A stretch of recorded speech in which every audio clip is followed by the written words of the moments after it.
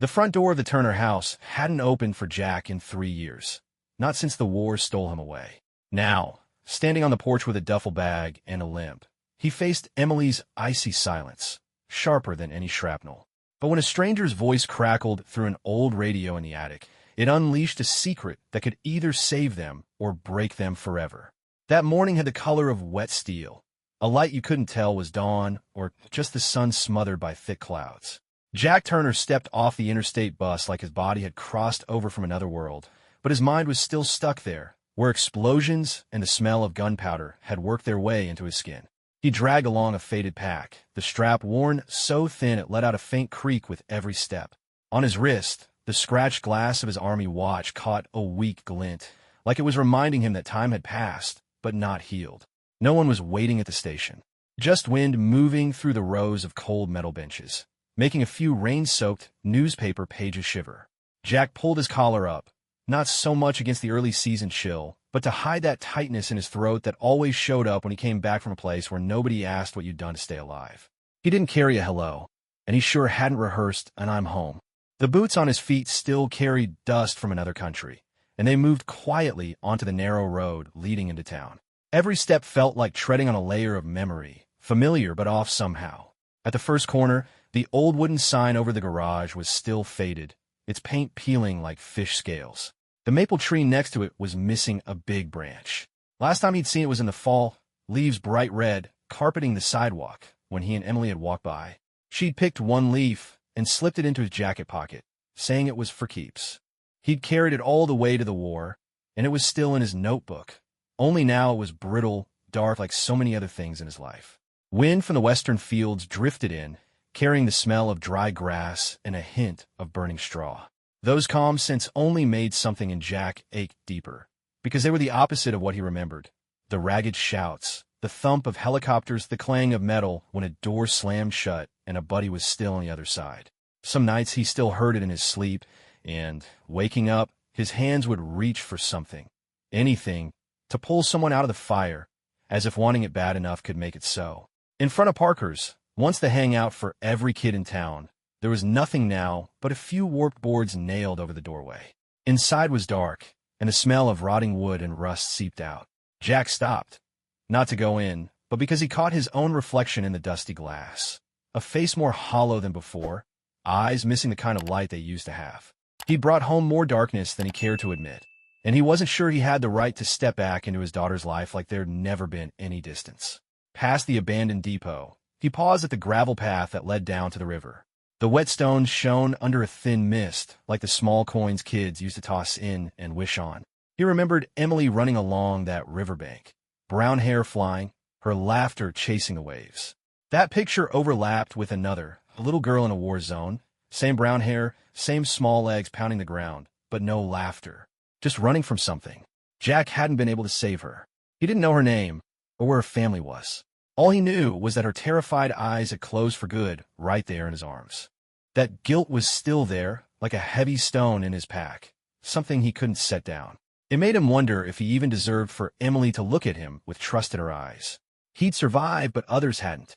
He'd come back, but maybe he'd left the most important parts of himself behind. The wind shifted, carrying with it the sound of church bells. The familiar chime pulled him up out of that weight of memory. He drew in a deep breath, feeling the cold settle in his lungs.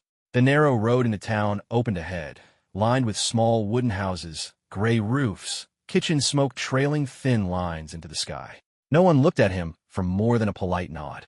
Sometimes that was the best thing. You didn't get asked, you didn't have to explain. It gave him time to find his own way to say to himself that he was home, and that what had happened couldn't be changed, but maybe could be forgiven, starting with allowing himself to take the next step.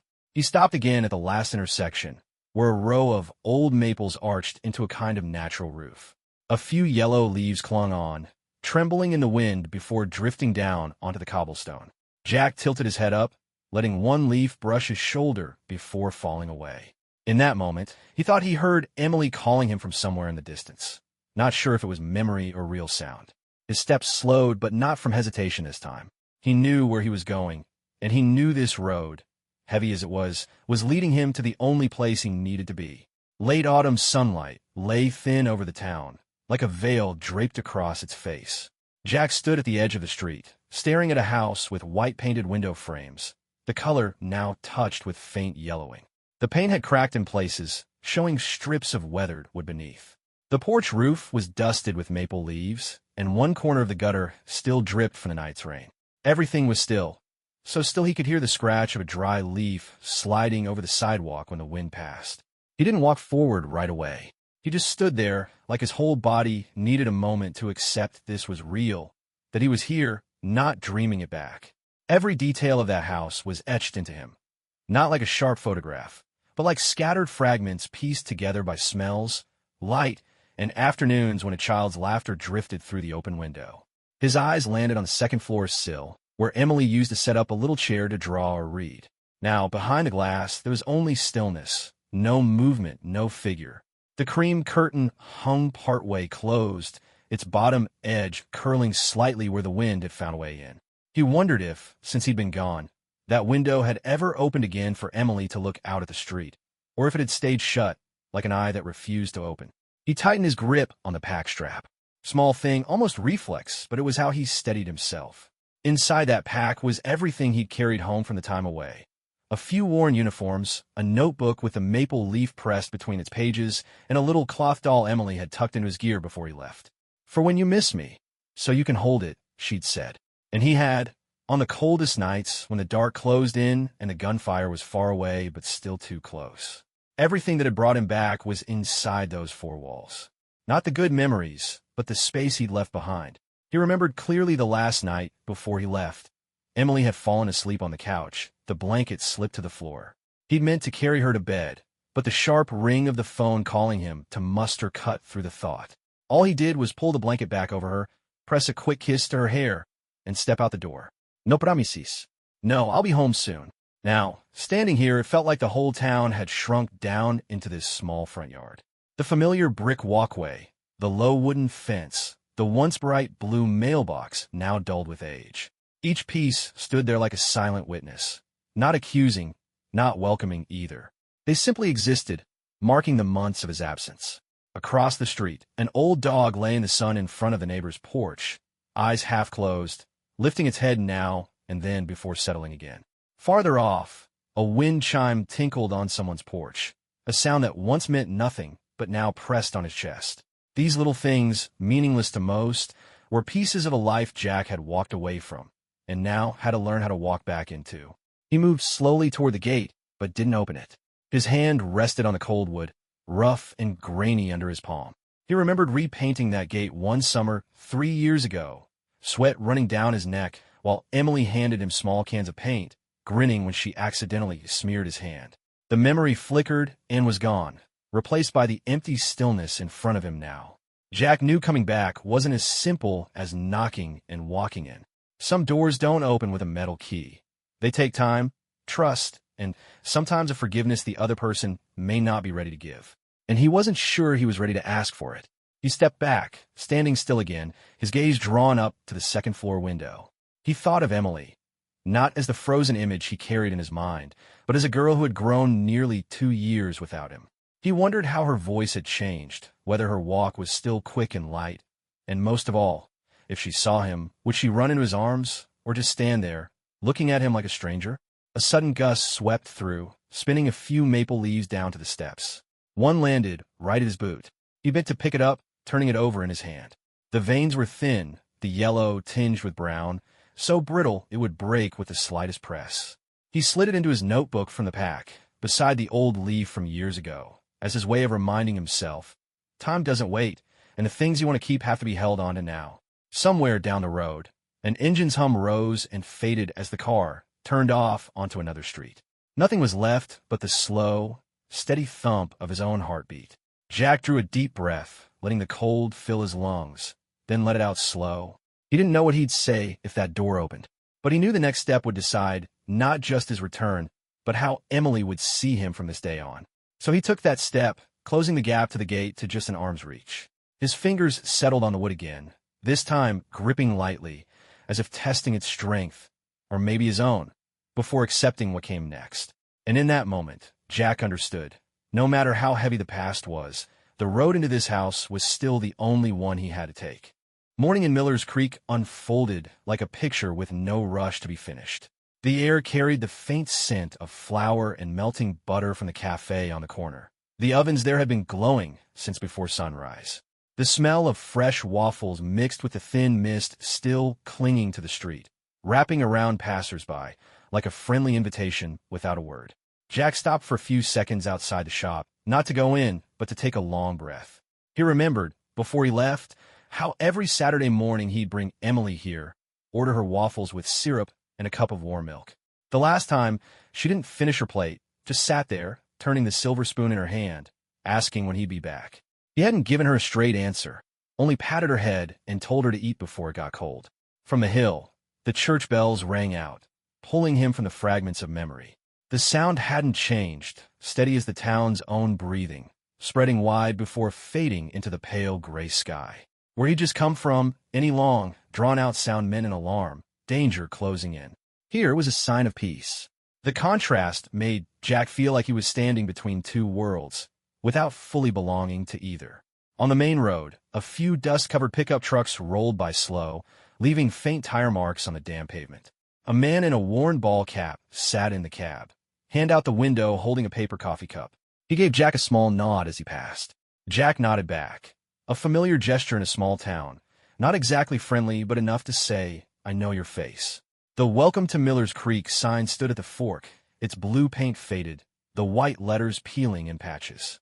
Each time the wind passed, it swayed gently, letting out a soft creak like a tired but patient greeting. Jack remembered when it had been put up. He'd been in the service a year, home on short leave, standing with a few friends, laughing about how the town's name now looked like a brand. Not all of those friends were still alive to see it again. Thinking of that brought a heaviness into his chest, that familiar weight of loss he'd never found a way to explain to anyone.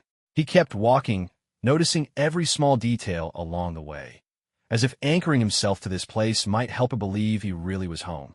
The town's only grocery store still stood there, its glass door taped with flyers for lawnmowers and fishing gear.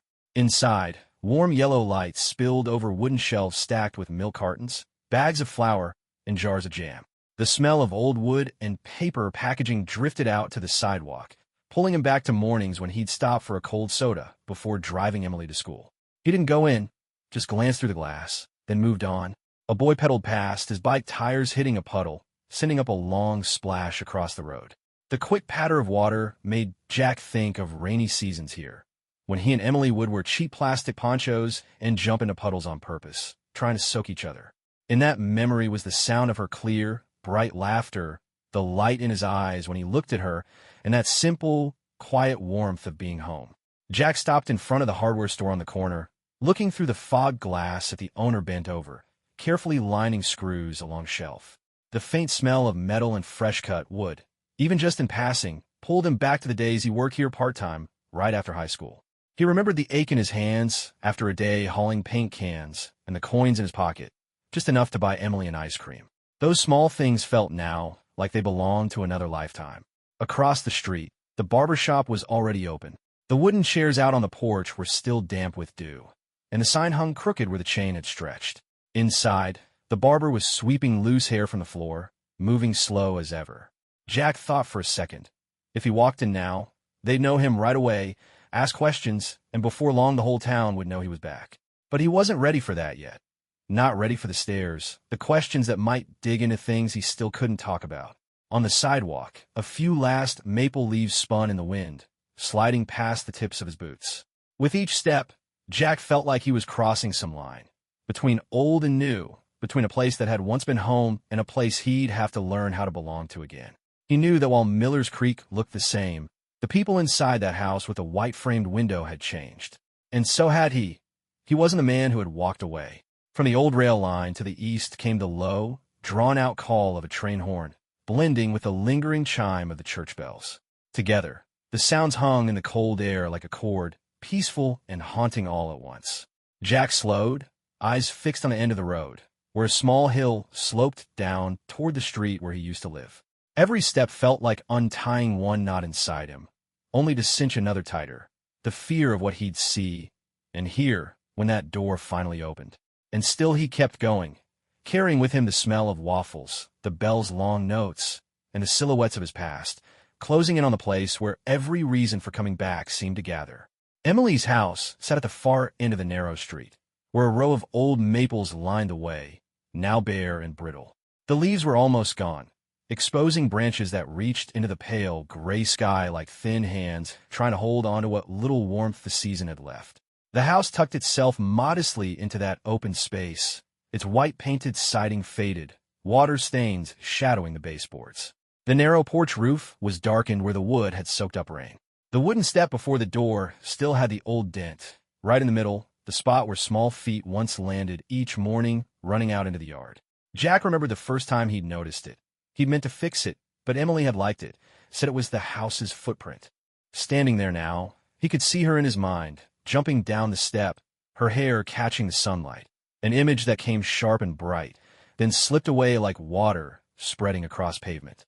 Through the lower window, the striped curtains stirred faintly. Light filtered in, cutting pale, diagonal lines across the wall, like slivers of memory creeping in.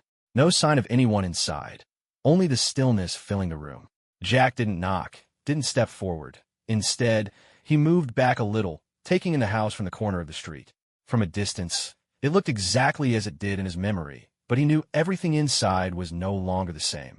A few blocks away stood Emily's elementary school, a small brick building with faded asphalt on the playground, the painted court lines worn almost to nothing.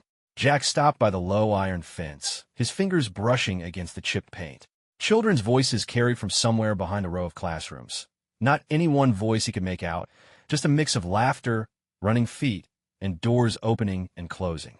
He followed the concrete path to the window of Emily's classroom. The curtain was drawn halfway, just enough for him to see a sliver inside.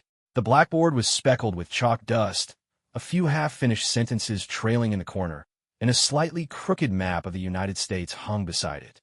Late autumn light filtered through the striped fabric, laying thin bands across the floor and wrapping around the small wooden desks lined up in neat rows. On the teacher's desk sat a stack of notebooks bound with a rubber band, next to a glass jar holding a handful of short, worn chalk pieces. The air carried the scent of fresh paper mingled with chalk, a smell both sweet and dry, the kind tied to the early weeks of a school year. Standing outside, Jack breathed it in, and it was as if he'd been carried back to those mornings when he'd walk Emily down the hall in the sunlight, listening to the teacher call each child's name. Those small details, the striped curtain, the chalk smell, the angled light, were like snapshots in his memory. They were still, but not entirely at peace. Something hung in the air, a quiet hesitation. Jack couldn't explain why he felt it, only that his gut told him Emily felt it too, and maybe that was the reason behind the whisper he'd heard the other day. He circled the schoolyard, looking for another angle into the room. Inside, the little wooden chairs sat in even rows. On one table was a long scratch in the surface, exactly like the one Emily once told him came from a classmate dropping a pencil case.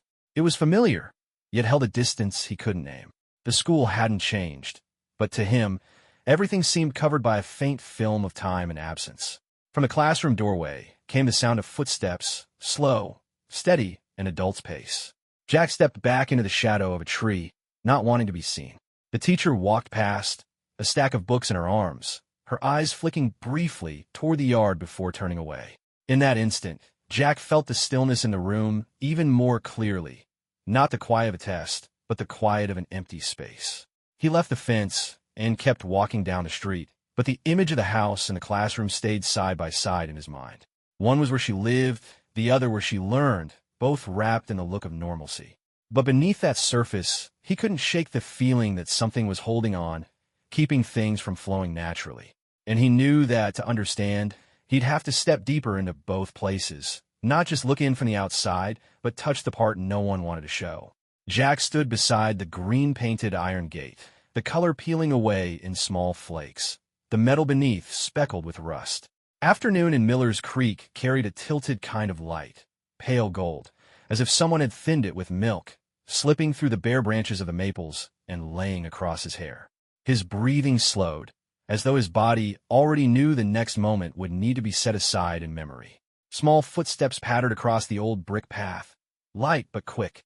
The wooden door swung open, and Emily stepped out, a cream-colored knit coat hanging a little too loose on her, sleeves swallowing nearly her whole hands. Her hair was a little messy, a few strands falling across her forehead, as if she'd rushed to get out here. There was no greeting, no pause like in the memories he'd carried all this time. Emily came straight at him, and it wasn't until her small frame collided with his that Jack realized he'd been holding his breath. Her arms wrapped tight around his waist, her head pressed into his chest, as if she wanted to disappear into the faint soap scent on his coat. It wasn't the kind of giddy, bursting hug a child gives after a long absence. It was slower, heavier, like she was trying to hold on to something that was slipping away. Jack bent down, one hand around her back, the other smoothing her hair. Her hair still carried that familiar smell, a mix of shampoo and the faint outdoor wind, but without the warmth it used to hold. The cold from her coat seeped through to his skin, a quiet reminder that winter wasn't over yet, and maybe the warmer days hadn't even started. They stood like that longer than any hello should last. The wind slid through the space between them, rattling the loose house nameplate with a faint, tinny sound. Somewhere behind, the wooden door shut with a dry, sharp click. Jack lowered his head, about to whisper something, maybe a question, maybe just a soft "Daddy's here," but Emily spoke first. Her voice was right at his ear, small and thin, like she was afraid someone else might hear. "Daddy, I'm so scared of her." The last 4 words dropped like stones into a deep well, leaving a cold echo in Jack's chest. He could feel her heartbeat pick up, small, quick thuds, like she was waiting to see what he'd do. He tightened his hold, not answering right away. In the service, he learned how to keep calm when bad news landed in his lap. But this wasn't like anything he'd faced before. It wasn't gunfire or the hot wind of the desert. It was the trembling voice of his own daughter. Jack rested his hand against the back of her neck, feeling the tension in those small muscles. He didn't ask who her was, not because he didn't want to know, but because he knew that question right now would only make her pull away. They stayed at the gate for a few more seconds, until an old pickup rattled past, its engine fading into the corner of the street. Jack loosened his arms enough to look at her, but Emily didn't lift her head. Only when he murmured, "Let's go, kiddo," did she ease her grip, though her hand still clung to the hem of his coat. On the walk back, Emily stayed, so close it felt like a single step's distance might lose her. Jack kept his pace slow, glancing at her from the corner of his eye. She didn't say another word, just pressed her lips together, eyes fixed on the tips of her shoes. In his head, that short sentence kept looping, folding itself into the rhythm of their footsteps and the wind weaving between the wooden houses on either side of the street. He didn't know if he was walking towards something small that could be sorted out in a few days, or something that would change the rest of his life. But he knew one thing. Emily's hug wasn't just a hello. It was a call for help. And once you hear it, you can't unhear it. Jack felt it clearly, that shapeless, soundless distance, heavy as a pane of thick glass, standing between him and his daughter. He'd been through war zones, where a quiet alley could hide danger, but nothing had ever left him feeling as powerless as this. Emily sat just a few feet away, her small legs together, the tips of her shoes tracing faint circles into the old rug. She didn't speak, didn't smile. From the corner of the room, lights slipped through the striped curtains, laying pale bands across the floor, but it wasn't enough to push back the cold sitting in the air. Jack tried to lean down to catch her eyes. He wanted to find something familiar there, even a flicker of the light from years ago. But Emily tilted her head, looking away.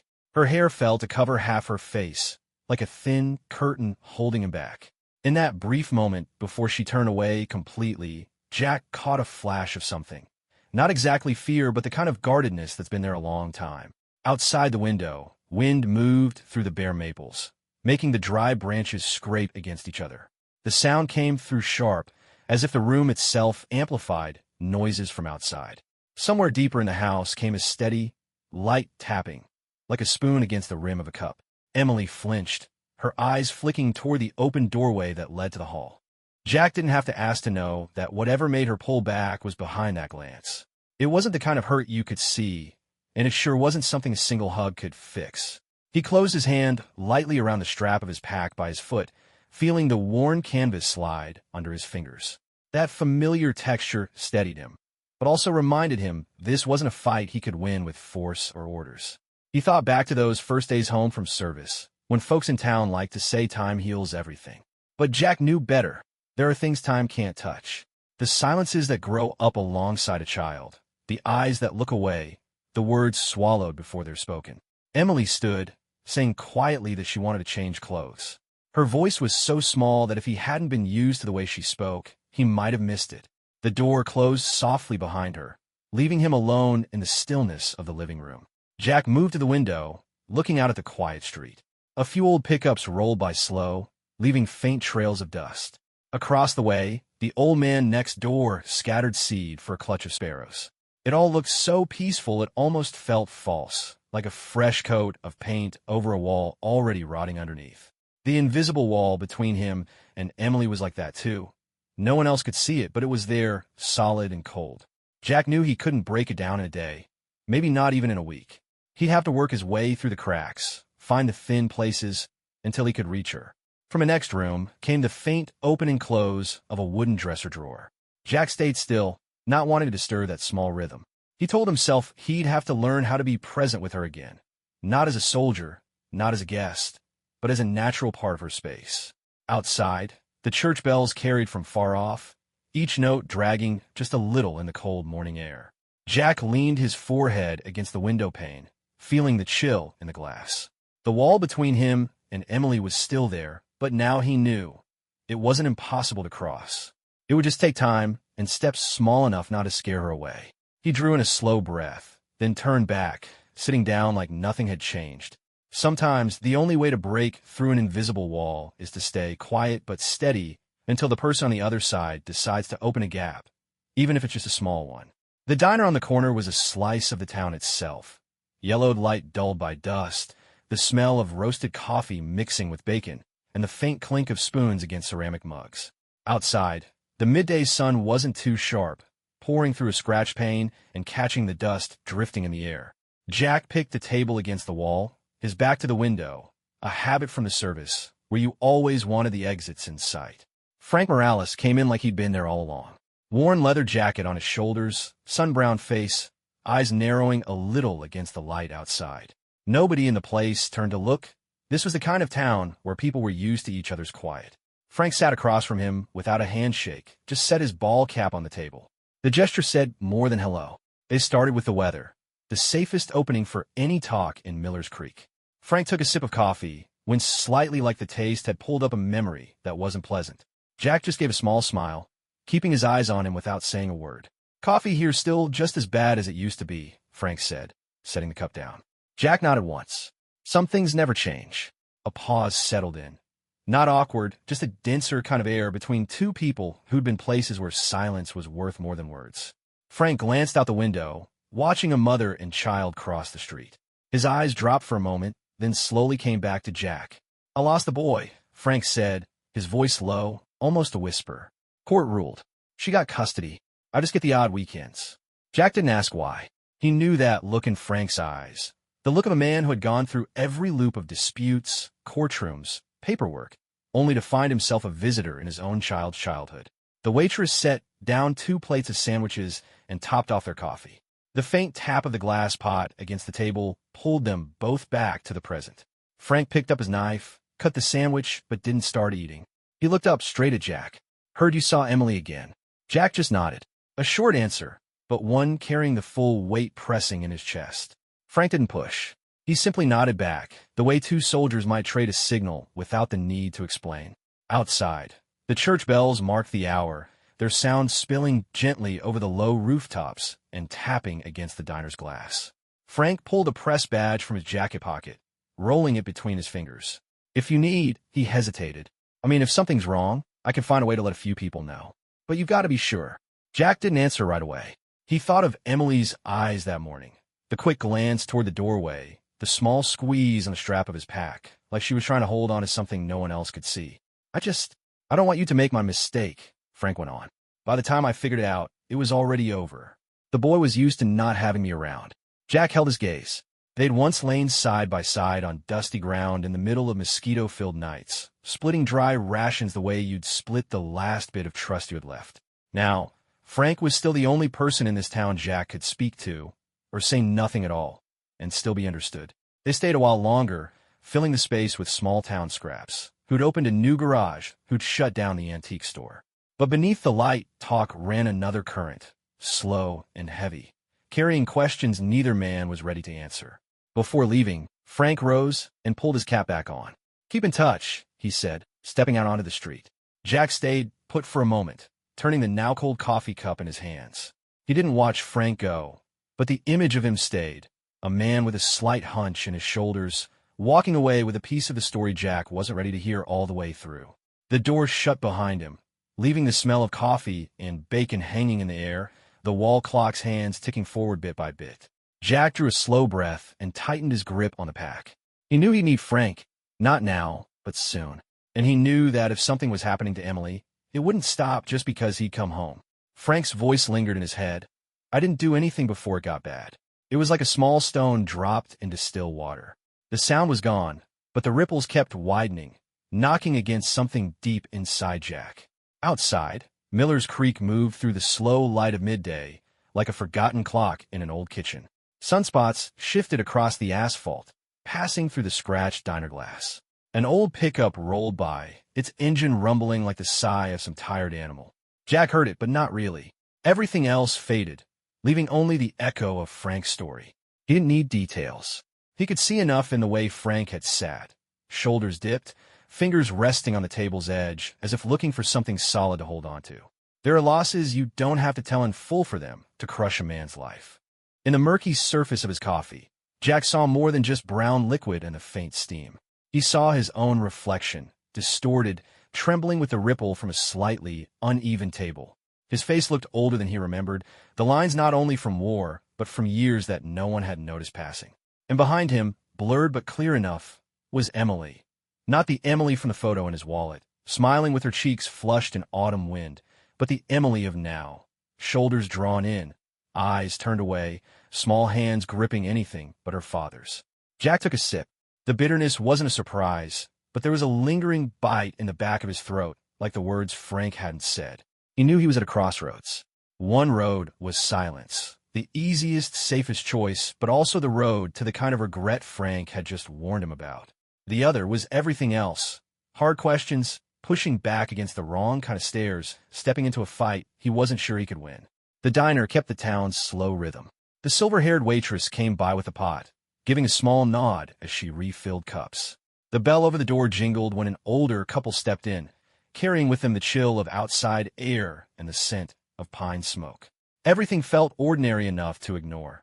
Yet for Jack, each detail seemed suddenly sharp, a reminder that life kept moving, whether he acted or not. Frank told a few more stories, not to complain, but as if laying small stones on the table for Jack to arrange into a map. He talked about all the times he'd thought tomorrow will be different, only to learn there's no better tomorrow unless you do something today. Each word, each look from Frank was a mirror, and Jack couldn't help but see himself in it. By the time they stepped out, the sky had shifted into a pale, gray-tinged afternoon. The wind cut colder, curling through the empty streets, carrying with it the smell of wood smoke and dry leaves. Jack pulled his collar up, his hand unconsciously brushing the pack strap, a habit from his service days, as if every major decision needed the weight of what he carried. On the walk back, Emily's image came to him again, this time on the porch, eyes looking out but not toward him. The distance between them, Jack knew, wasn't going to vanish on its own. It needed a step, and that step had to start with him. He just didn't know, when he took it, what he'd find on the other side of the wall she'd built. The wind hissed through the rows of power lines, its echo pulling him back to nights on watch in far-off places, when every sound could mean either a signal or a threat. But today, the sound of it felt like something else, a nudge, vague but insistent. That time wasn't on his side. As he neared the turn toward home, Jack slowed. He looked up at the low gray sky, and in that moment, the image from his coffee cup came back, his own blurred reflection, paired with Emily's averted eyes. No gunfire, no trenches, but he knew he was in a different kind of fight. And this time, losing wouldn't just leave a scar on him. Jack arrived earlier than planned. The scratched glass face of his military watch told him he was 19 minutes ahead, but the habit of arriving early was as steady as his years on guard duty, coming ahead of time to watch, to listen, to understand what he was walking into. The schoolyard held the last faint warmth of the afternoon sun, the smell of heated asphalt mixing with the old wood scent of the long bench. with a hint of yogurt drifting from the canteen door, propped halfway open. On the ground, hopscotch squares chalked in during morning recess were fading, overlaid with crisscrossing patterns of small shoe prints that led nowhere. A light breeze carried the jangle of a loose classroom doorbell, the faint creak of hinges, the muffled sound of children counting somewhere beyond the row of classrooms. Jack stood by the low iron fence, at a spot where the peeling green paint had flaked into the shape of a seashell. He rested his hand on the rail, letting the cold, gritty metal sink into his skin. Through the glass window, he saw the blackboard still dusted with chalk, a broken stub lying at an angle in the tray, and a thin band of light stretched like ribbon across the desks. In that amber glow, chalk dust hung suspended, like raindrops caught in midair. The dismissal bell gave a short ring.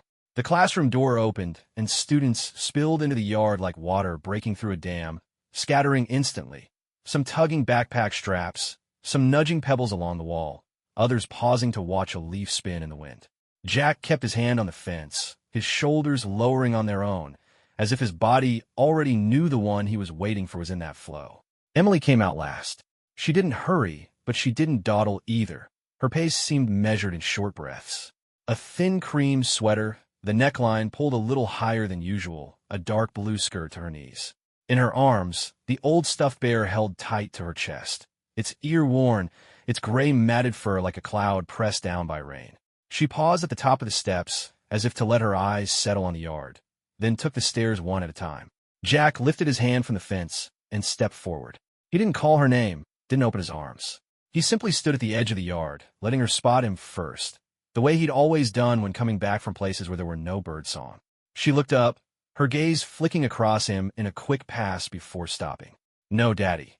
No sudden burst like in the old memory he kept, just a quiet recognition. She walked faster. When she came within arm's reach, she paused a beat, as if asking silent permission, then pressed her face to his chest. The hug rocked Jack slightly, not from the force of it, but from the cold seeping through her sweater. He looped his arm around her back, his hand on her narrow spine, counting each breath she held and released like she was afraid someone might hear. Her hair smelled familiar.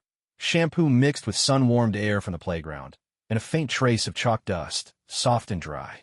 He bent his head, and instead of saying something, he spoke with his hands, one arm holding Emily close, the other dropping to her legs, fingers finding the loose lace of her shoe. "Your lace is loose," he said, just loud enough for the two of them, his voice even low, like it was about a small task that needed doing right now, not anything else. He knelt on one knee, threading the frayed lace ends, pulling them tight, double knotting so they wouldn't slip. Emily shifted slightly to make it easier. When she bent toward him, her hair fell forward, sliding off her ear, uncovering the part of her neck the high sweater collar had hidden. Jack saw it, a faint purple mark, not round, thin as if drawn by a shaky pencil line. Not big, but not the kind of thing you could overlook. It sat just off-center, toward the back, in a place you wouldn't notice unless you leaned in close, and her hair fell, just so. His fingers on the knot slowed, the joints tightening more than they needed to. His heart gave a soft, drop-step thud, like missing a stair in the dark. He didn't touch the mark, didn't ask what happened or does it hurt. He knew those questions would slam a door shut. Instead, he smoothed the cuff of her sock, straightened the fold of her skirt, and gave a light tap on the toe of her shoe, as if sealing off a job done. Emily stood still, hugging the bear tighter. A breeze crossed the yard, rattling the swing set chains. A maple leaf spun down beside him, fanning out as it landed. Across the hall, a Be Kind poster hung crooked, its corner lifting like a butterfly wing. Jack looked at it for a second. In the stillness of the schoolyard, those two words carried a different weight. Not a wall slogan, but something he had to practice with himself before he could with anyone else. He stood, brushed his knee, and offered his hand. Emily placed hers in his, just like she had at the bus station the day he came back. But the squeeze this time was different. Not the panic grip of holding on, but a test squeeze to see if this hand really belonged to her or would vanish when she blinked. Jack kept hold without tightening, letting Emily decide the pressure. They walked the edge of the yard to the long wooden bench overlooking the small patch of grass where the kids sometimes played catch. The bench was etched with old initials worn down to nothing. Jack sat, Emily close beside him, the bear still clutched to her chest. From the open classroom door came the scrape of chairs, the faint drag of chalk on the board. the smell of dust fine as straw, smoke drifting over. The sounds of an ordinary day. And maybe because they were ordinary, they made the image of that faint purple mark stand out sharper in Jack's mind. His eyes drifted over the harmless details. A small pair of shoes with loose stitching, a red scarf draped carelessly over a railing, a crescent of dried mud at the edge of the floor, like a soldier sweeping for hidden traps, scanning the surface so nothing slipped past. In his mind, a name flickered, but he kept it from forming. Not here. Not in the schoolyard. Not before he knew he could hold his composure long enough to keep everything from collapsing over a few misplaced words. Emily's shoulder rested lightly against his arm, as if by accident. The touch was so faint that someone not paying attention would have missed it. Jack stayed still, letting that small weight remain, not shifting the way you hold steady when a bird has just landed in your hand. From the empty pause in the middle of the day came the far-off horn of a school bus, stretching and fading. The custodian's broom swept the path nearby, its bristles scraping over dry leaves with the sound of light rain on a tin roof. A cold bead of sweat moved down Jack's spine, though the air wasn't warm. He thought of a young soldier who'd been left in the dust and rock years ago because of a faint mark Jack had assumed would pass. He knew the weight of too late, once it had shape and a name. The purple mark on Emily's neck had no name, but it was a question clearer than any words. The problem wasn't whether he believed it. The problem was whether he dared to look it straight in the eye. He opened his pack, dug out a water bottle, and passed it to her. Emily didn't drink, just held it in her palm, the cool plastic against her skin maybe more comforting than the water itself. Her other hand still gripped the bear, her thumb pressed against a loose seam in its belly, rubbing over and over like a private habit to calm herself. Jack looked at that seam and thought of nights away from home when he'd clumsily stitched his own shirts with white thread. Some repairs showed on the surface, easy to spot. Others were hidden in the lining, only felt if you knew where to touch. A group of kids ran past, laughing, and then went quiet when they saw adults nearby. Emily shrank back slightly, her hand tugging her collar higher. Small, quick, and learn from experience. No one teaches a move like that. Jack noticed it the way you notice an odd cloud pulling over the edge of the sky. Not loud, but enough to know rain's coming. The classroom door next to them shut with a click. Through the glass, a larger figure moved. No one looked their way, but Jack felt as if eyes that didn't belong to the body behind them were watching from somewhere. He didn't hate that feeling. It reminded him to slow every motion. The way he set down the water bottle, the way he pulled his hand back, the way he stood. Slow, so Emily would understand that nothing sudden would happen when she was next to him. "All right?" he asked softly, without expecting an answer. Emily gave the smallest nod. She rose with him, her step pausing when the wind carried the sound of metal clanging from the slide area. Just a moment, then gone, but Jack caught the way her shoulders pulled in, like a small animal curling deeper into a hollow at the sound of something strange. He stored away. Enough of those moments together would make a map. They left the yard through the narrow path between two rows of shrubs. Dry leaves cracked under their shoes, the warm tar scent fading into the smell of damp earth from the grass verge. Past the iron fence, the street opened up, still as a framed photo in a living room. Jack slowed his stride. Emily stayed silent, but it wasn't the dense silence from that day at the gate. This was a different kind, the quiet of having an adult beside you who wasn't pressing, wasn't rushing, just walking. At the corner, Jack stopped, watching the sky fade toward lead. He could hear his heartbeat as clearly as the kitchen clock on blackout nights. The faint purple on his daughter's neck hovered in his mind, suspended between two breaths. He knew some things, if left until tomorrow, would turn into scars that never fade. And some could only be touched barehanded, gently as you'd touch the wing of a butterfly. Emily hugged the bear tighter when the wind barreled through the intersection. Jack angled his body to shield her, his other hand instinctively rising like a movable wall. He wasn't in a war zone anymore, but his body still remembered how to stand between someone and whatever might come flying in. Here in town, what flew in wasn't shrapnel, but heavy words, sideways glances, and decisions made one beat too late. They walked on, their steps almost in sync. The road led back toward the house with the white-trimmed windows. On the porch, a newly hung metal wind chime swayed, giving off a sound like thin glass tapping. Jack felt something shift in his chest, like a cold stone being rolled gently in a hand until it warmed. He didn't know whether to call it hope or fear, Maybe it was both. At the gate, he bent down again, pretending to check her shoelace, really just buying himself another breath. Emily's hair slipped off her ear again. The mark was still there, no darker, no lighter. But now it had a place in his memory, alongside other small details. The chalk dust, the crooked poster, the swing chain rattle. When details start keeping each other company, the story begins to take shape. He straightened and opened the gate. It gave a small, familiar squeal. Emily stepped through first, the bear tucked in her arms. Jack followed, steadying the gate so it wouldn't slam shut. At the end of the path, the old dent in the wooden step waited for them, like every day before he'd gone away. The sky dropped lower as the sun slipped behind the neighbor's roof. In that paper-thin moment, Jack knew some decisions couldn't wait until tomorrow. He didn't have to say it out loud. He simply placed his hand lightly on his daughter's shoulder, like setting a sheet of paper on water, and left it there. Somewhere in the house, the air shifted, bringing the smell of damp wood. Out here in the yard, he let the silence run through him like a current, so that when it passed, whatever remained would be his to carry.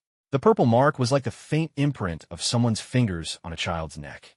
Maybe it would fade in a few days, like bruises usually do. Or maybe it was the only trace of a rune, a lock, a ritual of punishment. Jack couldn't be sure, but he knew this. Some things only show themselves when you bend low enough, stand close enough, stay quiet long enough. Today he'd bent, he'd stood close, he'd kept still. Tomorrow, when the light changed, he'd have to do his part. And this time, he wouldn't allow himself to be too late. Jack straightened, his hands still trembling. Not from the late-day chill, but from a sense that he'd just stepped across an invisible line. Off in the distance, the sounds of children in the schoolyard were still lively, laughter mingling with the metallic clink of swing chains hitting their frame. But to him, it was all muffled, pressed down until only his heartbeat and the image of that faint bruise on Emily's neck remained, a thing he couldn't set aside, no matter how small it looked. He walked slowly out of the schoolyard, his eyes still flicking toward his daughter as she played with a few classmates. Emily didn't know he was watching every small movement. How she clutched the stuffed bear so tightly her knuckles went pale, how her gaze didn't fully stay on the game but drifted now and then toward the fence, quick and wary, as if she were waiting for, or dreading, someone. On the street leading home, Jack noticed the everyday details he might once have overlooked. A crooked yard sale sign in front of an old house, a child's bicycle leaning seatless against a porch, windows half open and half closed like they were listening. He knew he was in soldier mode, gathering, scanning, fitting pieces together, but this time it wasn't for a mission overseas. This was about Emily, and unlike a battlefield, here there was no map, no fallback route. When he reached the house, Jack set his keys on the table and sat quietly at the kitchen chair. The small house somehow felt bigger in moments like this, the space between the walls carrying the steady hum of the refrigerator. He poured a glass of water, but kept his hand on the rim, eyes drifting to the backyard, where years ago he'd built a swing for Emily when she'd just turned 5. The rope was still there, faded and frayed, proof that time could wear down almost anything except memory. He thought of Frank's words at the diner the week before, the way his friend's voice caught when he spoke about losing custody, the rough tone when he'd said, "I didn't do anything in time." Jack had stayed silent then, but now those words echoed in his head like orders. Hesitation wasn't just dangerous, it was a form of complicity. He'd seen too many moments in combat where a few seconds of doubt cost lives. And with Emily, what he feared losing wasn't just her physical safety, it was the fragile thread of trust between them. That night, after Emily was asleep, Jack opened his laptop. The cold blue light washed over his face as he began typing a few notes. Not a full plan yet, but the start of a list. Names of people to talk to, questions to ask, signs to watch for. He didn't know what he would find, but he knew this. Ever since he'd seen that bruise, he was no longer a bystander. On the kitchen table, Emily's stuffed bear lay forgotten, its head tilted, one ear worn thin. Jack stared at it for a long moment, remembering the way she had held it so tightly outside the school. To him now, it wasn't just a toy. It was silent evidence, proof of a fear that hadn't yet been given a name. He turned off the light, but sleep didn't come easy. In the dark, Jack pictured a different tomorrow, one where he wouldn't turn away anymore, wouldn't find excuses to stay quiet. He knew it wouldn't be easy, that it would take him into shadows he'd rather avoid. But just like on the front lines, he couldn't wait for orders from someone else. The decision had already been made that afternoon on the schoolyard steps, when he'd tied his daughter's shoelaces. And now, even without saying it out loud, Jack had made himself a promise. Whatever lay behind that invisible wall, he would find a way to cross it. Not to prove he was right, but so Emily would know. This time, no one was going to leave her behind. Jack stood in the doorway of the classroom, not knocking, just waiting until Mrs. Carter looked up from her desk. The room was empty, the last light of the day cutting through the striped curtains, scattering thin threads of gold across the wooden floor. The smell of chalk mixed with the scent of freshly printed paper, a smell children found comforting. But today it stirred something different in Jack, something that felt like there was a truth being held back, unsaid. Mrs. Carter didn't ask why he was there. She quietly slid open the drawer on her left and pulled out a stack of drawings, their edges curled slightly. Crayon colors bled into each other, pencil lines unsteady, but the images were anything but childlike. A bare room, the door locked from the outside, and in the corner, a tiny figure curled up, knees to chest. Jack didn't touch the drawings at first. He studied them the way a soldier studies a battlefield map, searching for weak points, for an exit. Another showed a window, night outside, rain slashing down in diagonal lines. Inside, a single bare bulb hung from the ceiling, casting a dull yellow light that stretched the shadow of the same small figure. Mrs. Carter spoke quietly, as though afraid her own voice might break something fragile. She drew these during free drawing time. No explanation. When I asked, Emily just said it was a quiet place. Jack tilted his head. Quiet place? He repeated, unsure if he was asking the teacher or himself. The words sounded light, but the images felt heavy, like a room with no way out. The teacher was older than he'd guessed. The lines around her eyes were deep, the kind you get from seeing too much you can't talk about. She laid out a few more. A large padlock, a hand far bigger than the tiny figure, and a road that ended in nothing. Jack reached out, his fingers brushing the paper's edge. Hands that had known the cold weight of metal now prickled at the rough texture of drawing paper. He thought back to that morning, kneeling to tie Emily's shoes, the faint purple mark on her neck like a stamp he couldn't erase from his mind. Mrs. Carter sat down, folding her hands together on the desk, her eyes avoiding his. I can't say for certain. I have no proof. But, she paused, weighing her duty to protect a student against the fear of confronting what she suspected.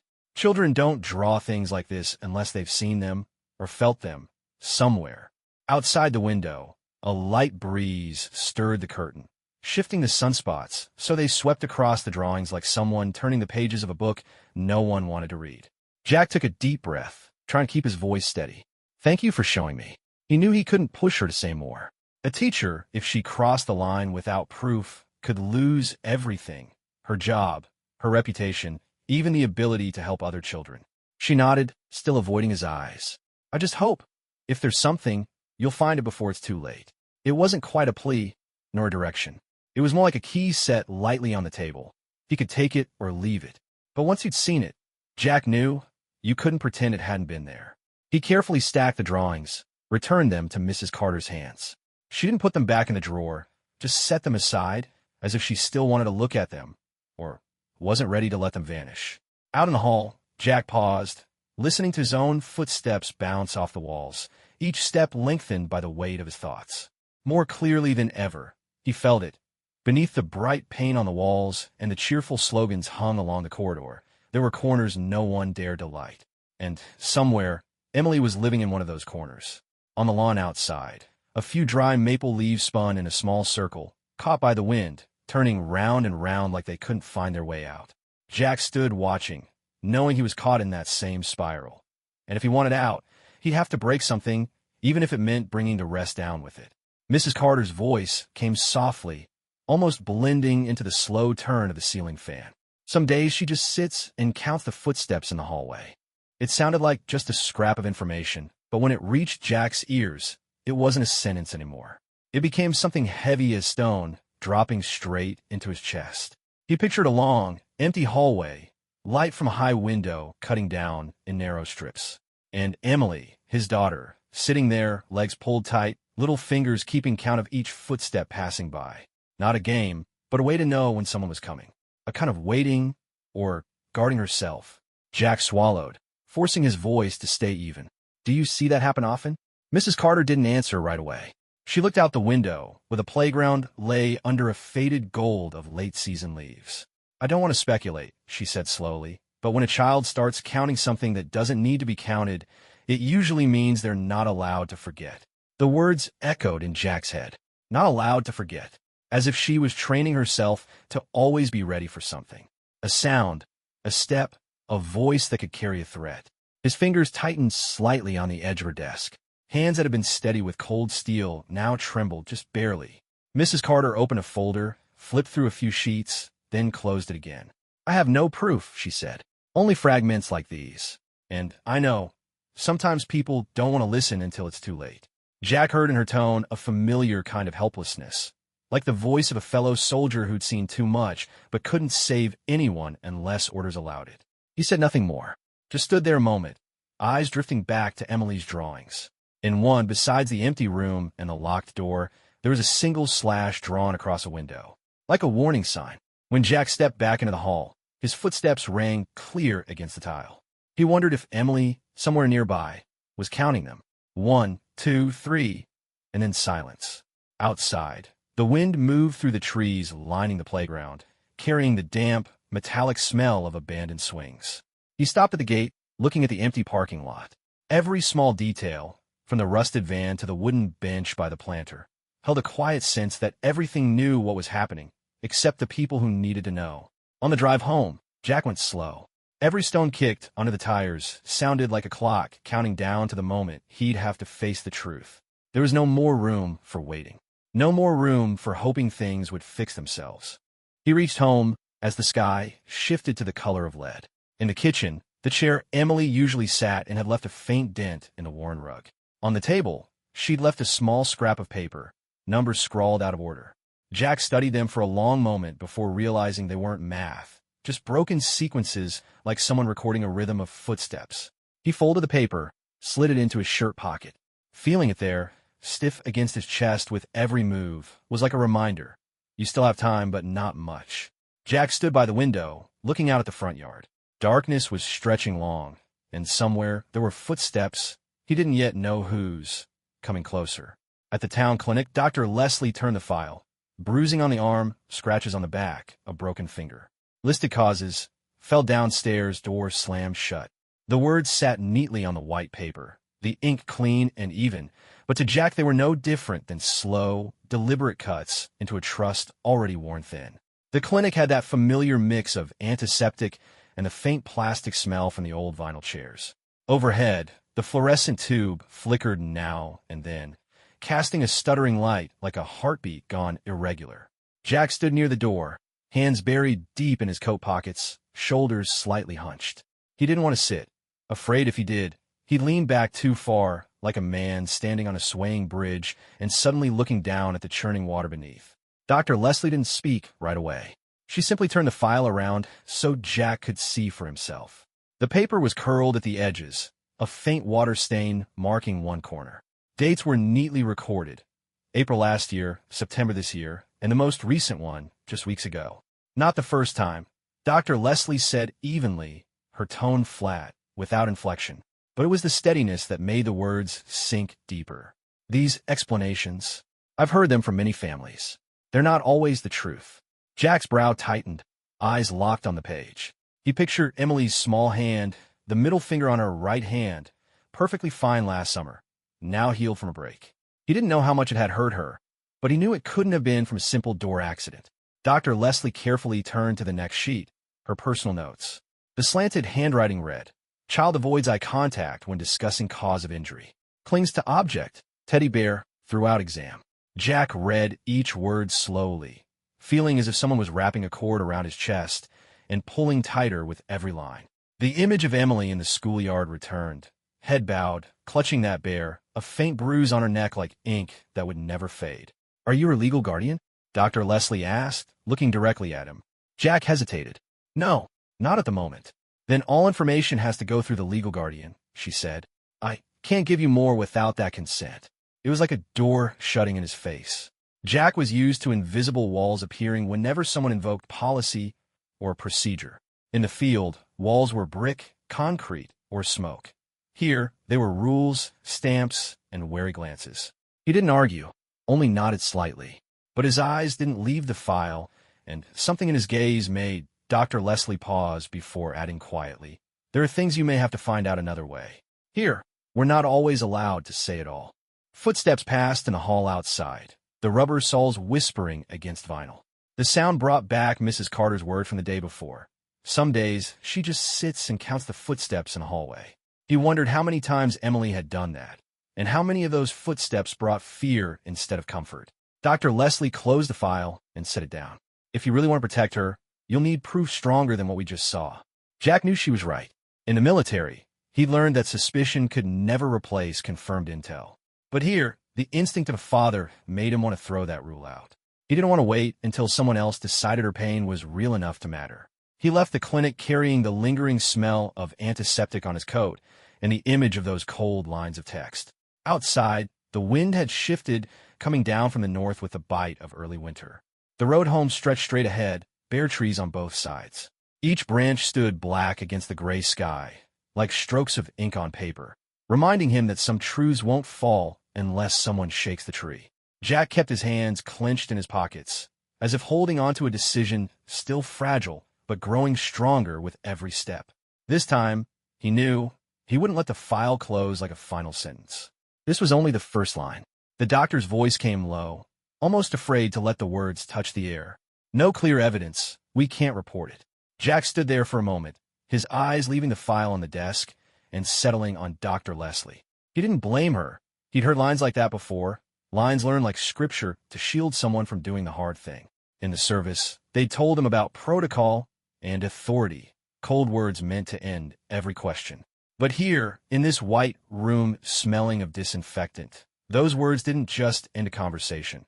They slammed shut a door with Emily standing on the other side, waiting for someone to open it. He didn't argue, just gave a small nod, the kind that could mean agreement or simply the end of talking.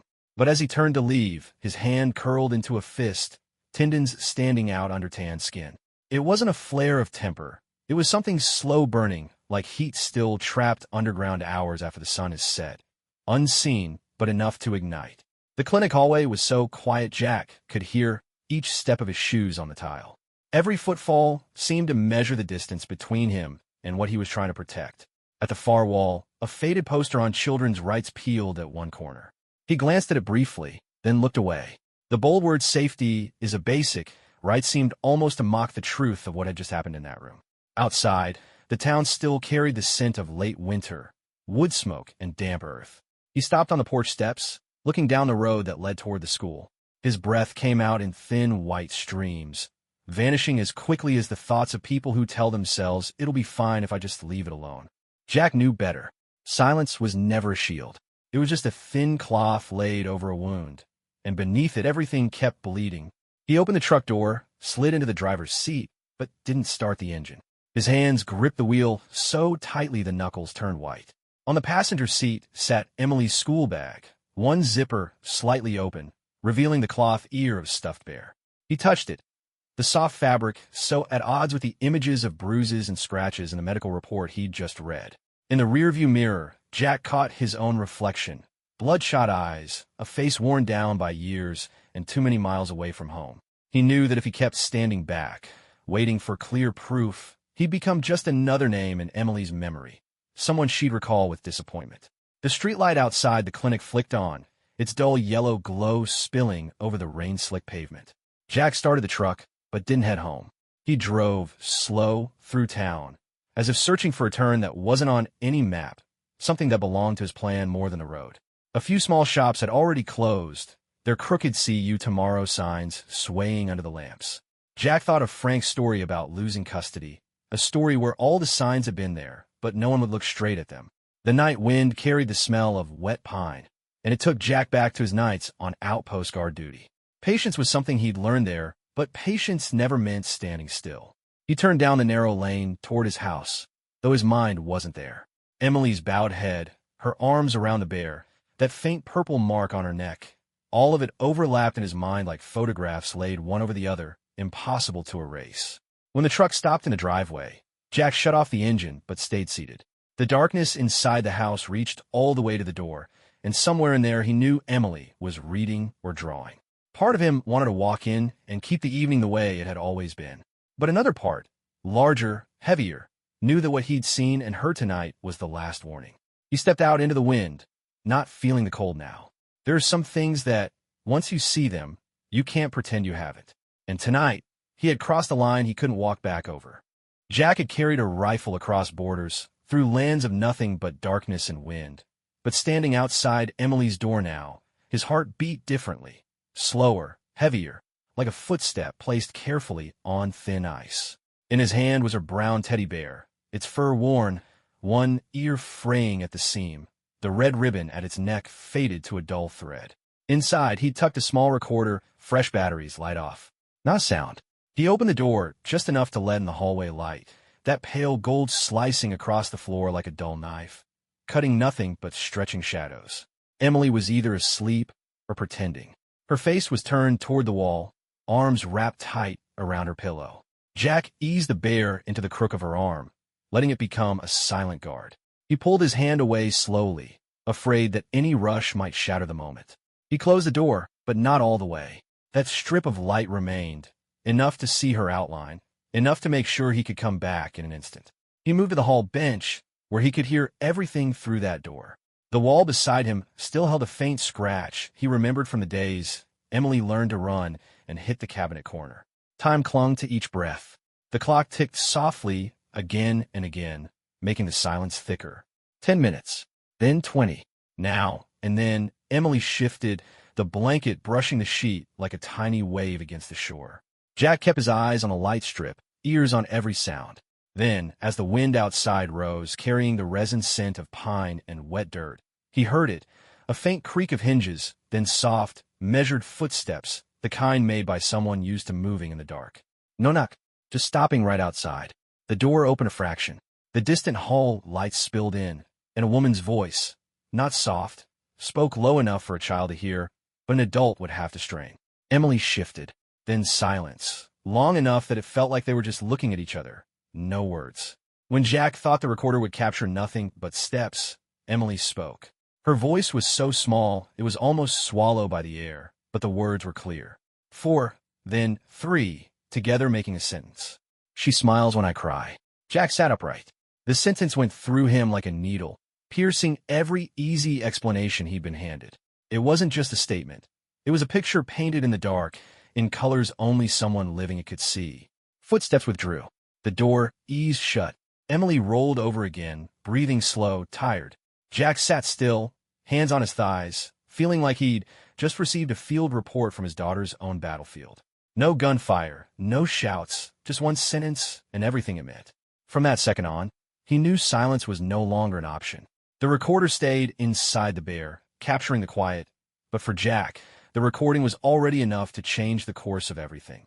When the clock edged past 1 a.m., Jack stood, stepped into her room, and gently pulled the blanket up. She didn't know her bear carried a secret tonight. Jack sat on the edge of the bed, his hand resting lightly on her hair, eyes on the door where the light had gone out. In his head, a plan began to form. But first, he let himself stay there until the first morning light slipped through the thin curtain. Jack sat alone in the living room, a small recorder resting in front of him, the yellowed light from the desk lamp spilling across the worn-wood table. The sound from the tiny speaker didn't belong to daytime.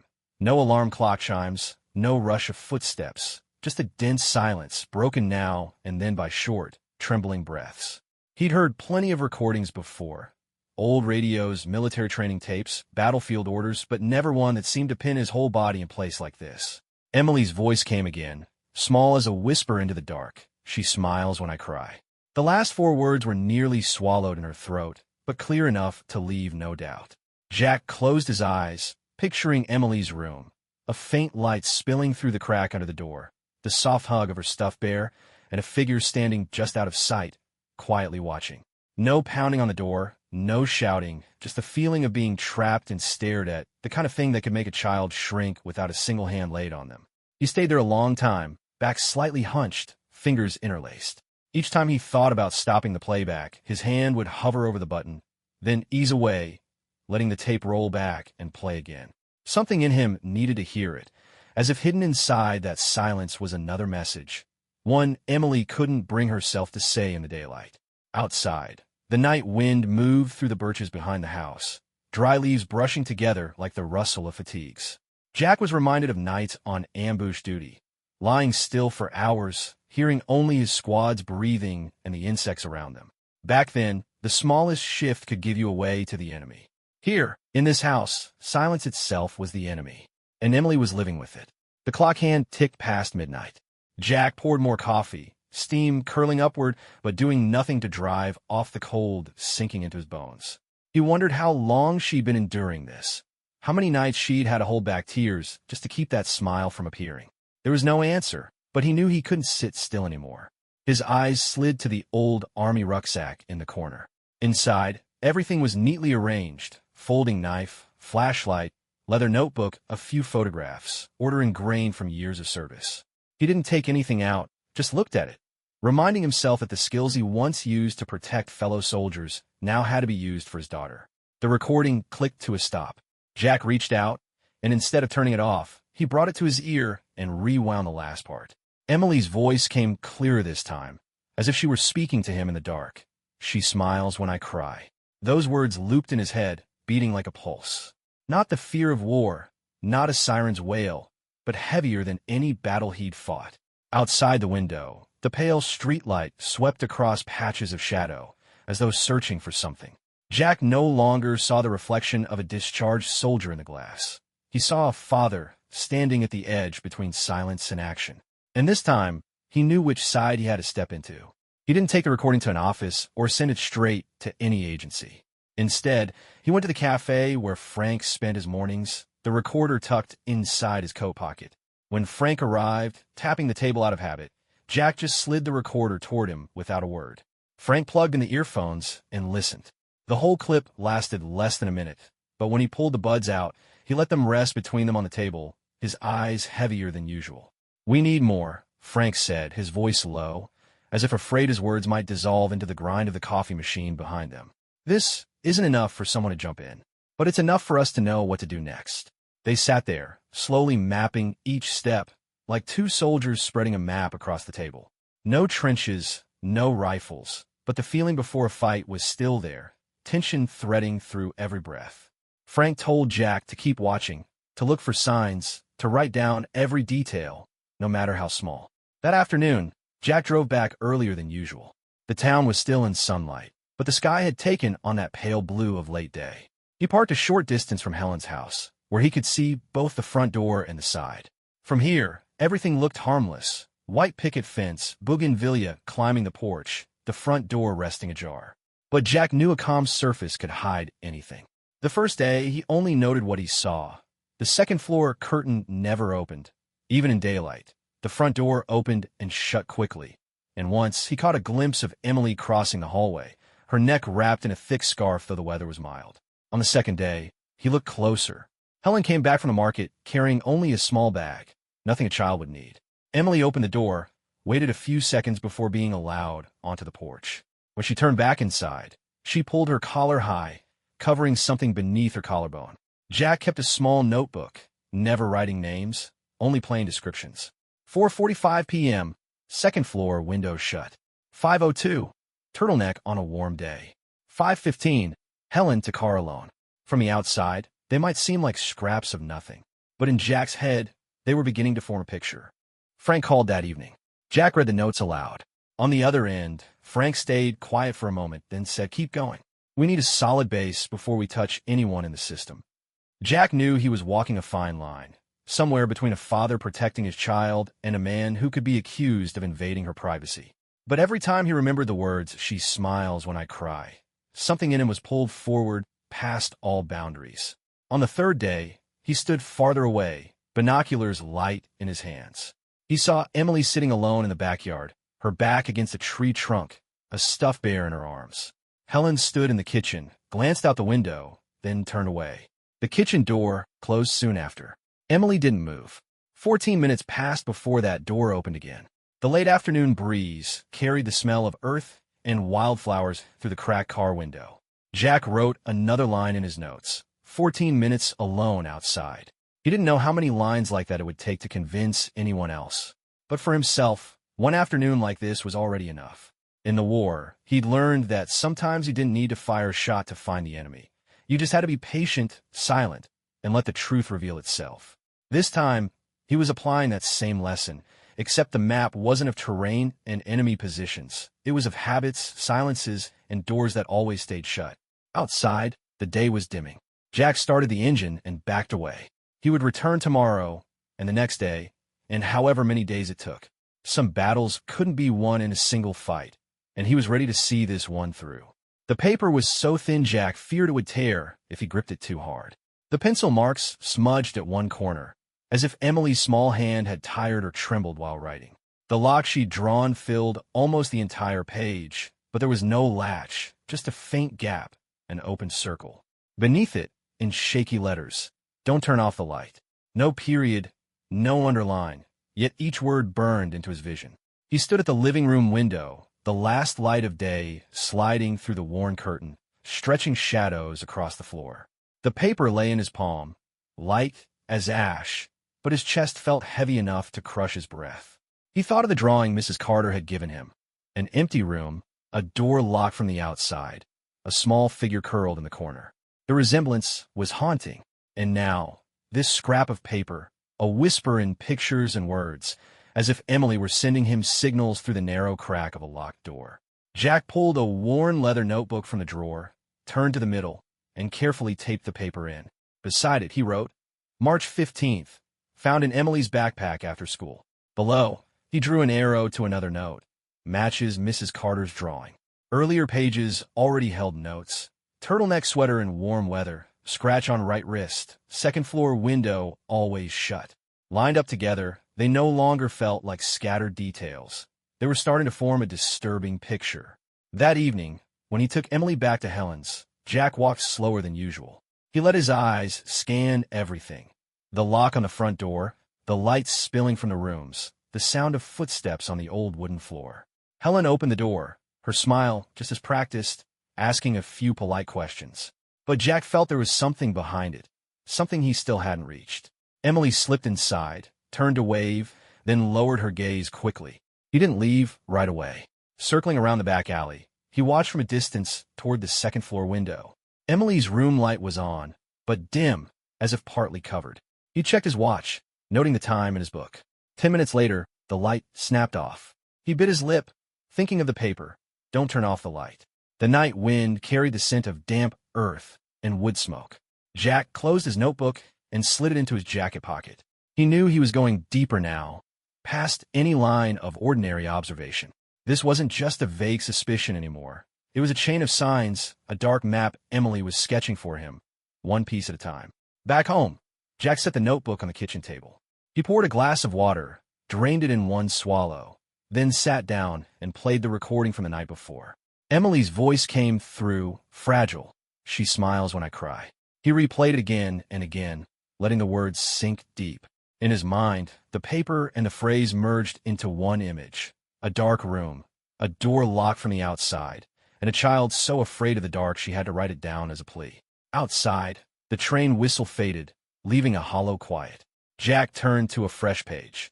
Tomorrow, speak further with Mrs. Carter. Confirm condition of room light. He underlined it twice, a reminder that from now on, every small detail could be the final piece of the puzzle. He closed the notebook, but the image of the lock stayed fixed in his mind like ink that couldn't be washed out. He knew he wouldn't sleep well tonight, and maybe, until he had answers, he never would. That morning, the town was still half asleep. Thin sunlight filtered through the mist, laying a cold white sheen over tin rooftops. Jack parked a few houses down from Helen's and sat in the silent car, the ticking of the dashboard clock loud in the stillness. In front of Helen's porch, a white CPS van had just pulled up. Two workers stepped out, coats neat, clipboards in hand. Jack wasn't allowed to go in, but he stood on the opposite curb, eyes fixed on the front door, cracked open. Helen appeared, her smile broader than usual, her manner just a touch performative. She invited them in as if this were a friendly visit, not an unannounced inspection. One of the workers, a chestnut-haired woman, took notes while scanning the house. The man with her open doors, glancing briefly into each room. Their voices stayed even, polite, but Jack noticed the way their eyes swept quickly across shadowed corners. the way their fingers brushed tabletops, searching for a film of dust. As they moved toward the small door under the stairs, Helen quickened her pace, as if to reach it first. She bent down, turned the lock, and pushed lightly. The door gave a soft click, opening into a thick, stale darkness. A wave of damp and old wood dust rolled out, mingled with the smell of worn fabric. Inside, a thin blanket lay spread flat on the scratched wooden floor. The weak hallway light spilled in, revealing claw marks running across the wooden walls, some fresh, some faded. In the corner, a green plastic straw lay abandoned, dust clinging to it as if it had been there a long time. One of the workers crouched, pressing a hand to the blanket. The fabric was cold, faintly damp. His eyes met those of the short-haired woman, and though they said nothing, Jack, watching from outside, caught the brief spark of tension between them. Helen laughed lightly, her voice carrying the tone of a harmless anecdote. She likes to play here, kind of like having her own little secret fort. She gave a small shrug, as if it were the most ordinary thing children did. The two workers didn't visibly react, only jotting a few more lines into their notes. They went on to check a few cupboards, then opened the upstairs window, the same window Jack had once noted was always shut. Through the glass, Jack saw them glance down at the small backyard, where an old swing hung rusted. The wind moved the chains, making a slow, steady creak. After nearly 40 minutes, they stepped toward the door. Helen was still smiling, leaning against the frame as she saw them off. Jack noticed her hands, nails freshly painted, no scratches like the last time he'd seen her. The door closed behind them with a soft hinge groan. The CPS workers walked toward the van. Jack stepped closer, trying to catch the short-haired woman's eyes. She gave him a faint nod, but didn't stop, only offering a single line within earshot. "We'll file our report." The van door shut. The engine turned over, and the vehicle rolled slowly down the quiet street, leaving Jack standing alone. He looked back toward Helen's house. The upstairs window was still shut, the white curtain perfectly still. Inside him, the feeling wasn't far from the war. Knowing exactly where the enemy was, knowing the truth was hiding behind the thinnest skin of normalcy, but having no order to act. Walking back to his truck, Jack pulled out his notebook. He wrote a few lines: blanket under the stairs, claw marks on wood, plastic straw, upstairs window. The letters slanted unevenly. His hand still trembled. He knew that in this system, they were only signs, not evidence. But he also knew each sign, each detail, was lining up into a picture, and that one more piece might be enough to change everything. He sat in the truck for a long while, the engine off, heart still pounding, as if this was only the beginning. Emily stood beside him, clutching her teddy bear, eyes fixed on her father. She didn't say a word, but in that look, Jack knew she'd just been seen, and was hoping someone, somewhere, would believe. The small room beneath the stairs was still open, the smell of old wood, dampness, and a faint trace of cheap laundry powder blending together. One of the child protection workers was still crouched down, scribbling something in her notebook. Helen stood with her arms loosely crossed, leaning against the doorframe, her thin smile suggesting the whole thing was nothing more than a sad misunderstanding. Jack said nothing. He just stood there, his hand gripping the strap of his backpack, fingers hidden inside callous skin turned rigid. A soldier's life had taught him how to read the signals most people overlooked. A smile held a beat too long, the subtle lift of shoulders when hearing a question, the quick flick of eyes away before answering.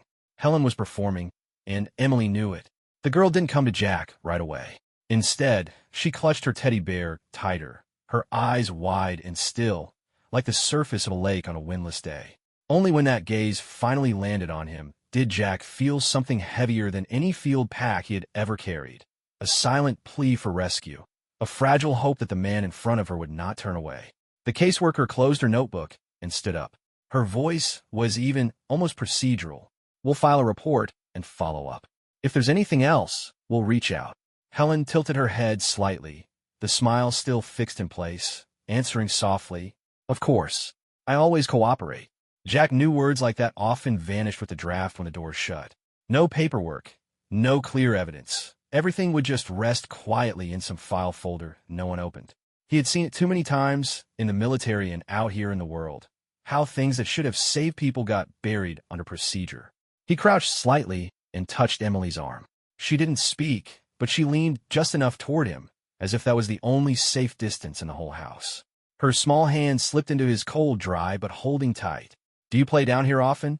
the worker asked, nodding toward the space beneath the stairs. Emily looked to Jack first, as if asking permission, then shook her head slowly.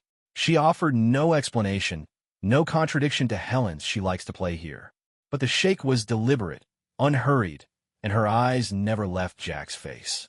Helen gave a small laugh, thin as a thread, but Jack caught the twitch at the corner of her mouth, the tell of irritation when a story didn't go her way. "She's a little shy around strangers, you know." Jack didn't answer. He only tightened his hold on Emily's hand once, a quiet signal that said, "I understand." When the workers left, Jack stood on the porch, watching them disappear down a street scattered with dry leaves. Behind him, the door shut with the soft click of the lock. Helen had gone inside, but Emily remained close at his side, her teddy bear pinned under her arm, her eyes still holding that same heavy silence. He thought of nights on watch in the field, when the faintest glint at the edge of your vision was enough to warn of danger. Today, that glint was in his daughter's eyes, not to warn him away, but to pull him closer. Jack knelt, so they were eye level. He didn't ask questions, didn't press. He simply rested a hand on her shoulder and kept it there, feeling each small breath, each rise and fall under the thin sweater. He knew that once he left, the house would close in again, and every sound inside would belong only to those who remained. But he also knew that now, they weren't entirely alone. Someone had seen, someone had taken note, and even if the road ahead was uncertain, Emily's gaze had driven a stake into the ground, marking the place where truth began. When he stood, Emily kept hold of his hand until Helen's voice called from the kitchen, tinged with faint annoyance. "Emily, come give me a hand in here." The girl hesitated, then slowly let go, like releasing a rope into the sea, but keeping the other end tied around her wrist. Before she turned away, she looked up at him, and that look, still, deep, wordless, etched into him like a promise he knew he would keep. Jack left Helen's house, stepping into the empty street, the air carrying the damp scent of the river and rotting leaves. In his coat pocket, his fingers touched the small notebook where he had written everything down, date, time, details. But the only line he wrote the moment he stepped outside was 4 words. "She looked at me." And he understood. Sometimes, a single silent look was enough to start a rescue. The day Emily officially came to live with Jack, the little town seemed to pause for a beat. That afternoon, sunlight streamed through the maple trees in front of the porch, scattering golden patches over the wooden steps. Jack carried her over the threshold of his home, and for the first time since coming back, the house felt like it had meaning. Not just a place to sleep, not just 4 mute walls, but a space that had to be safe enough for a child to stop fearing the dark. Emily's new bedroom had been ready for days. Jack had bought a nightlight shaped like the moon, not the perfectly round, shiny kind, but a crescent with a textured surface, casting a warm, golden glow that seemed to hold the whole room. The small bed was tucked against the wall, a cream blanket, a pillow with tiny stars embroidered on the cover. Jack left the door slightly ajar on purpose, like a promise. His light and presence would always be right outside. The first time she stepped inside, Emily stood in the doorway, her eyes lingering on the nightlight. She didn't rush in. She moved slowly, clutching the teddy bear Jack had washed and stitched back together.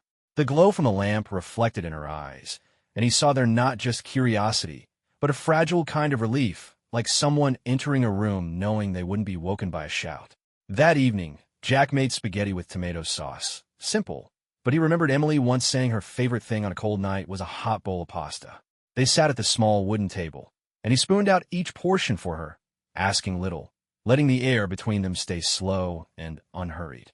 When dinner was over, Jack made her a cup of hot cocoa and set it on her new desk, a small pine table he'd found at a second-hand shop, sanded down, varnished, and placed by the window. Outside, the wind carried the scent of dry leaves into the room, mixing with the cocoa's sweetness, making the house feel as if it had been lived in for years. As night fell, Jack took down an old fairy tale book, its cover worn, pages yellowed, from a storage room. He sat at the edge of her bed and read aloud, his voice low, steady, unhurried, not reading to reach the end, but as if walking beside her through each word. Emily lay on her side, her head resting on the pillow, eyes open just enough to see the page, clutching her teddy bear tight. When Jack closed the book, she wasn't asleep yet, but her breathing had grown lighter, more even. He didn't turn off the lamp, just stepped back to the door and left it ajar, as planned, letting the little crescent moon keep watch over her. Past midnight, Jack woke and walked to her doorway. The warm light still spilled through the gap, laying a thin golden stripe across the wooden floor. He stood there without going in, just listening to the rhythm of her breathing, feeling as if the whole house had slowed its own breath to match hers. In that moment, Jack knew he could never erase Emily's past, but he could give her a present where fear no longer lived. Out there, the night was still dark and cold, but in this small room, under the glow of a crescent moon, Emily slept in peace, and Jack, for the first time in years, felt his own heart settle into a quiet that was truly safe. A park in late autumn always carried a kind of golden light, as if filtered through a layer of memory. Tall trees stood still, only their tops stirring when the wind passed through. Fallen leaves had gathered into patches, layered like unfinished pages of a book. On a weathered wooden bench, Jack and Emily sat close together, a large sheet of paper spread over the drawing board in front of them. Strokes of blue, yellow, and orange blended into the shape of a simple house, its roof tilted to one side, windows wide open, and a tiny figure standing on the porch. Emily bent her head in concentration, loose strands of hair falling across her face. The round-neck sweater she wore was bigger than she needed, but Jack didn't mind. He knew that being wrapped in something safe, even if it was a bit too much, was better than curling up in emptiness. His hand rested lightly on her shoulder, a quiet presence just enough to let her know he was there. The soft scrape of crayon on paper filled the space between them. Farther away, a few children played on the swings, their laughter rising and fading into the wind. Emily glanced up briefly when a yellow leaf drifted down onto the paper, landing right in the middle of the drawn yard. She didn't brush it away, just traced a line gently around it, as if she wanted to keep it forever. Jack watched her without speaking. There were things he wanted to ask, to hear, but he'd learned that sometimes silence was the only way for the past to find its own way out. The wind carried the scent of fresh grass mixed with damp earth to his nose, a smell not unfamiliar, yet heavy enough to make his chest tighten. When Emily added a pale blue to the sky on her paper, Jack glanced toward the far side of the park. Helen was standing there, half hidden behind a large tree, wrapped in a gray coat. She didn't step forward, didn't call out. Her face was caught in half light, half shadow, and her eyes, they weren't pleading, nor were they cold. They looked like someone standing before a door that had been shut for far too long, unsure if the inside still wanted it open. Jack wasn't surprised. He'd known, or at least felt, that this day would come sooner or later. He gave Emily's shoulder a light squeeze, not because Helen was there, but to remind his daughter that in a world where so much could change, some things would remain the same. Emily didn't turn around, didn't look toward Helen. She kept drawing, adding small details to the house on the page. A new window, a few small flowers beneath the porch. The late afternoon sun stretched their shadows long across the grass. Helen stayed where she was, fingers gripping the strap of her bag. The wind caught a few fallen leaves, swirling them around her before letting them drift away. In just a few seconds, the light would slip, and the park would sink into the cold gray of dusk. Jack knew he couldn't answer for his daughter. What had been lost couldn't be rebuilt exactly as it was, and love, no matter how strong, couldn't erase scars cut deep into memory. But he also knew some things didn't need an answer right away, or maybe ever. When Emily finished her drawing, she tilted her head to look at it, then gave the smallest smile, real but faint. Jack carefully rolled the paper and tucked it into a plastic tube, as if keeping a fragile proof that today had truly existed. They stood and walked toward the stone path leading to the parking lot. Helen still stood there, eyes following them but not moving. In the brief moment before the trees blocked her from view, Jack turned his head back. Their eyes met across the distance of many old seasons. No words crossed between them, only the wind weaving itself into the rustle of leaves. And within that wind, the question never spoken aloud still hung. Could love ever mend the silences etched deep into a child's memory? Jack didn't know. Emily probably didn't either. But they kept walking, his hand still on her shoulder, and the thin new moon had already begun to cast a faint path home. Some wars end on battlefields. Others go on quietly inside the walls of a home. Jack had come back without medals, carrying only one promise, that his daughter would never again have to sleep in the dark alone. Evenings in the park, bedtime stories under the glow of a lamp, Hugs without reason slowly stitched back the torn edges of memory. Maybe love couldn't erase every scar, but it could teach a child that no matter what the world outside looked like, there would always be a place to return to. If you've ever lived through or witnessed such silences when just a touch or a glance says more than 1,000 words, you'll understand the weight of simply being there. Leave a word for this story, not to decide winners or losers, but to remind each other of this. Sometimes the greatest thing we can do for someone is to stay.